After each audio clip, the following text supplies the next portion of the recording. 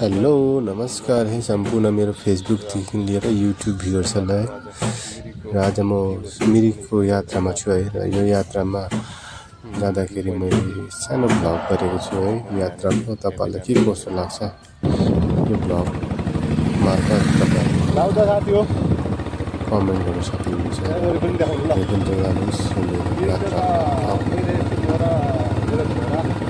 र साथीहरु मैले फगडी क्रस भएर केही माथि फगडीकै टी गार्डन भित्रको मेन रोड भएर म अगाडि जाँदै गएको तपाईहरुलाई दृश्य देखाइरहेको छु है।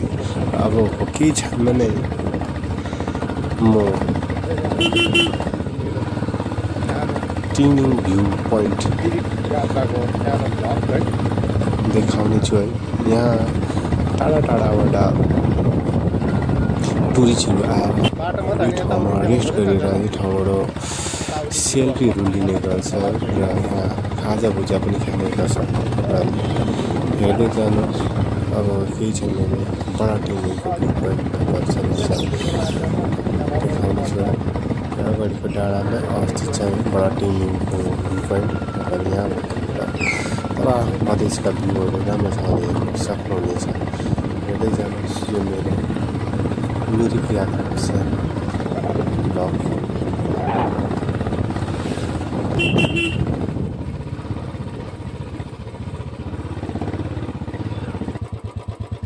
र मेरो भ्युअर्सहरूलाई मैले भ्यू पोइन्टबाट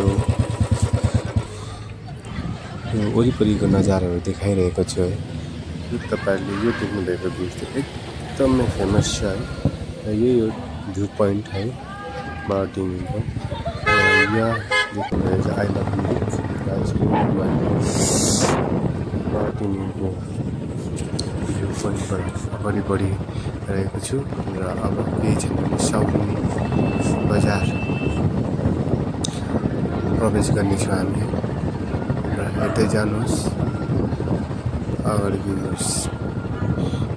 दृश्यहरू। तपाईहरुले मिरिक गएर पनि मिरिकको झिल र फुलबारी भन्ने गर्छ। मिरिक झिलमा अवस्थित छ त्यो गार्डन है, फुलबारी गार्डन। त्यो पनि तपाईहरुलाई देखाउने छु। र इन्द्रेणी पुलहरु पनि तपाईहरुलाई देखाउने छु है। अहिले म आइसकेको छु है सौरिनी बजार है। सौरिनी बजारबाट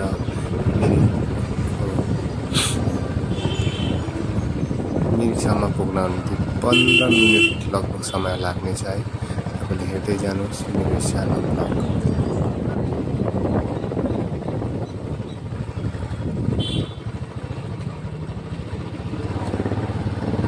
र त साथीहरु मैले सौरिनी बजार काटिसकेपछि है सौरिनी बजारमा अवस्थित रविन्द्रनाथ हाई सेकेन्डरी स्कुल आइसकेको छु है। यसरी नै यो स्कुल काटिसकेपछि म आफ्नो यात्रा सुरु गर्न लागिरहेको छु। तपाईहरु देख्न सक्नुहुनेछ है। म अहिले सौरिनीकै हल्लाने ढुङ्गा नजिक आइसकेको छु। र तपाईहरुले देख्नुभएको हल्लाने ढुङ्गा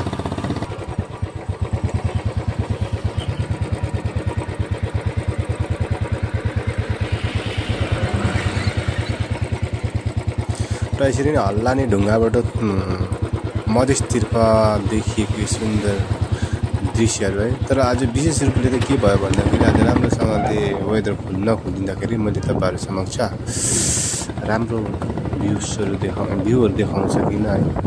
राम्रो दृश्यहरू देखाउन सकिनँ। र नेक्स्ट टाइम आउँदाखेरि अवश्य नै राम्रो देखाउने छु। घाम लागेको है। र यो मैले मिरिकको आलेक्रनमा आइसकेको छु है। र आलेक्रम क्रस भइसकेर मैले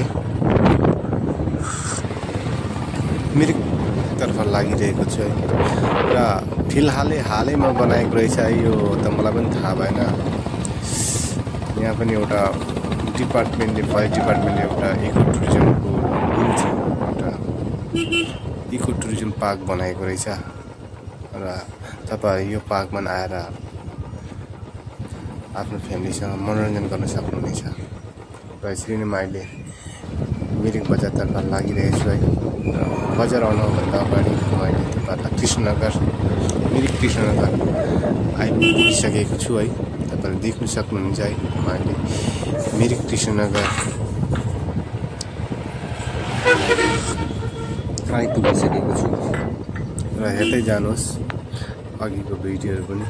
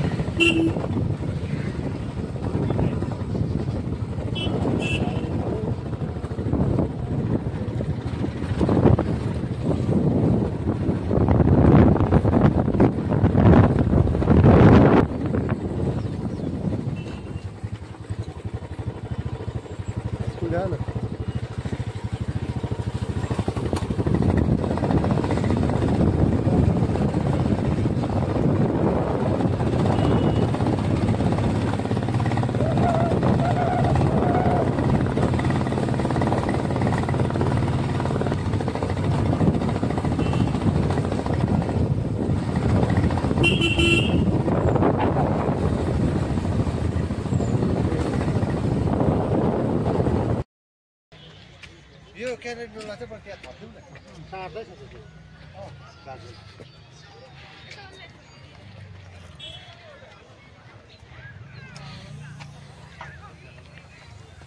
र यसरी नै साथी हो मैले मिरिकको फुलबारी घुमिरहेको छु है। यो एकदमै मिरिकको ट्याक्सी स्ट्यान्ड र मिरिक लेकको माझमा अवस्थित छ है फुलबारी गार्डन है। र तपाईहरु पनि यो गार्डनको आएर फोटो खिच्न सक्नुहुन्छ, रिल्स बनाउन सक्नुहुन्छ, सेल्फी लिन सक्नुहुन्छ र यो तपाईहरुले देख्नु भइरहेको अगाडिको दृश्य तपाईको मिरिक लेक है। यहाँ बोर्डिङ गर्न सक्नुहुन्छ तपाईहरुले आएर। यो चाहिँ तपाईको मिरिक लेकको इन्द्रेणी ब्रिज भनिन्छ है। र यसरी नै यहाँ आएका टुरिस्टहरूले बोर्डिङ गरिरहेको तपाईले देख्नु भइरहेछ। र म आज मिरिक आउने क्रममा मैले यस वरिपरिका ठाउँहरूको भिडियो लिन मौका पाएर तपाईलाई देखाउने अवसर पाएँ। यसमा तपाईहरुले यो भिडियो हेरेर कमेन्टहरु गर्न सक्नुहुन्छ मैले के कस्तो तरिकाले भिडियो बनाए चाहिँ। र हेर्दै जानुहोस् मेरो यो मिरिक भ्रमणको सानो यो भ्लग।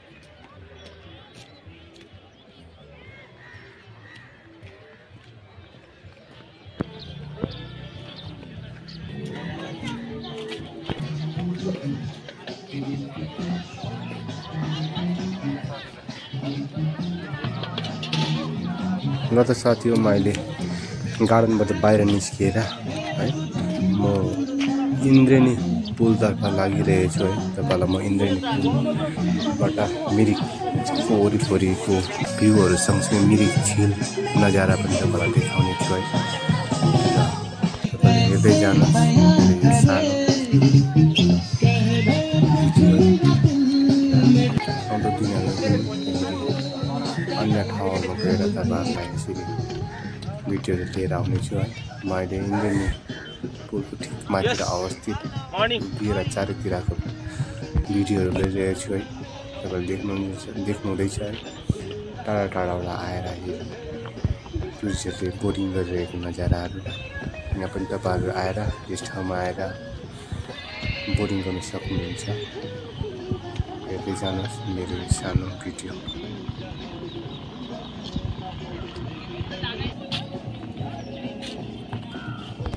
चाय बागाने दुটো চায়ের বাগানে দুটো ইনি দুটো নিচ্ছ